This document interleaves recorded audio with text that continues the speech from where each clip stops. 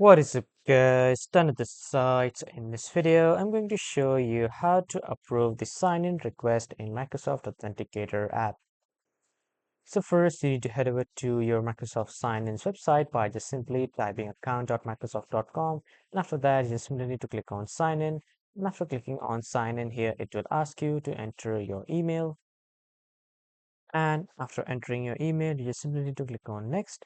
And after clicking on Next here, this will ask you to enter your face, fingerprint or passkey. I'll just entering my passkey, and after entering the passkey here, this will just simply log you in. But if you don't have the option of passkey, you will have the option to sign in with the Authenticator app. So in the Authenticator app, you will see the number in your PC, and from the number, you just simply need to open the Authenticator app in your phone and then choose the same number.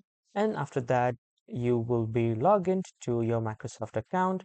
I currently don't have that option. That's why it automatically got me the passkey method. So I just simply entered my passkey, and after that, I just simply got logged in to my Microsoft account. As you can see, the Microsoft account home has been opened, and then the account.microsoft.com URL is here, and I am logged into my Microsoft account. So that was all for this video, everyone. Thank you for watching.